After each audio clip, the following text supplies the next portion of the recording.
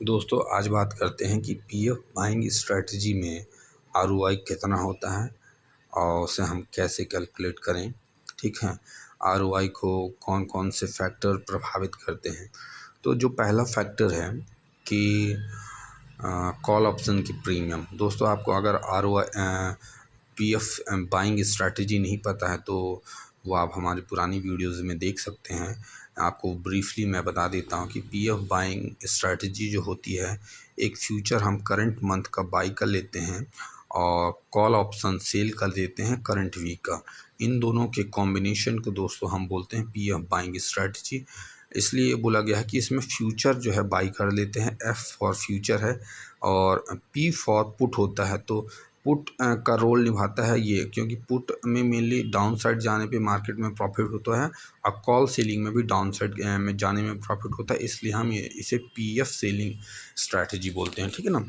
अब लेकिन ओवरऑल इसमें ऊपर जाने में प्रॉफिट होगा या फिर साइडवेज में प्रॉफिट होगा। ठीक है ना।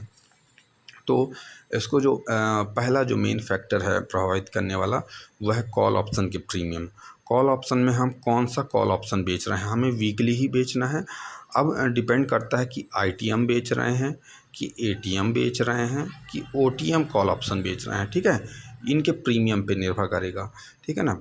और फिर उसके बाद साथ में फ्यूचर्स के प्रीमियम, ये तो उस पर ऐड होता है अपने में।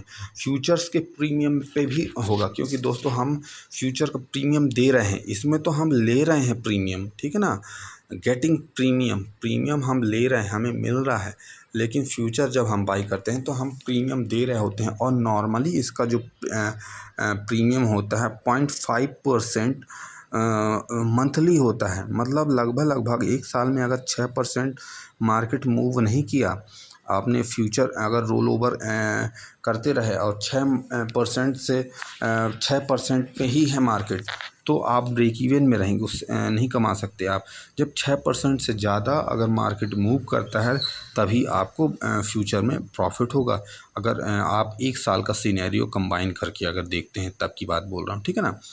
तो और फिर तीसरा जो अफेक्टिंग फैक्टर है वो है वीकली मूवमेंट और चौथा है ईयरली मूवमेंट। ईयरली मूवमेंट वो मेनली हम किसके लिए देखते हैं, वो फ्यूचर के लिए देखते हैं। कि जैसे अगर मान लेते हैं कि जब से हम ये स्ट्रैटेजी स्टार्ट किए और तब से मार्केट सिर्फ 6% बस ही मूव किया, तो हमें फ्यूचर में नो लॉस नो प्रॉफिट की स्थिति में होंगे। अगर मान लेते हैं 12% मूव कर गया, ठीक है ना, एक साल के अंदर, तो हम फ्यूचर से 6% प्रॉफिट में होंगे। 6% प्रॉफिट, ठीक है ना। ये केवल किस में हो जाएगा, हम फ्यूचर में ही 6% प्रॉफिट हो जाएंगे। ठीक है ना।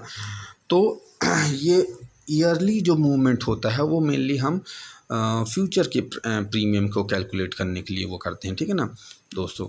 और वीकली जो मूवमेंट होता है वो हम मेनली किसके लिए हम वो करते हैं, कॉल ऑप्शन के लिए। जैसे सपोज़ मान लेते हैं कि अभी निफ्टी मान लेते हैं 24,500 पे है। ठीक है, 24,500 पे है और हमने 24,600 का कॉल ऑप्शन बेच दिया 100 रुपीज़ में। ठीक है ना, 100 रुपीज़ में 100 प्रीमियम में बेचा, तो हम 24,700 तक सेफ़ हैं। मतलब कॉल ऑप्शन अगर इस वीक मार्केट 24,700 तक जाएगा तो हमें नुकसान नहीं होगा।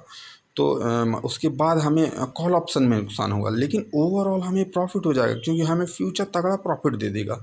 लेकिन हम इसको सेपरेटली कैलकुलेट करने के लिए हम कि फ्यूचर मतलब हम इसको क्या है, सिंपल रखने के लिए सेपरेट कैलकुलेट करते हैं कि एक साल में हमें फ्यूचर में कितना प्रॉफिट होगा, फ्यूचर्स में कितना प्रॉफिट होगा, और एक साल में ओवरऑल हमें ऑप्शंस में कितना प्रॉफिट होगा।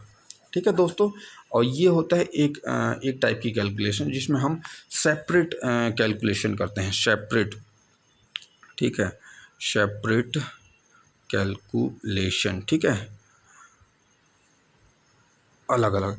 अब हम एक दूसरा कैलकुलेशन देखेंगे, कंबाइंड कैलकुलेशन।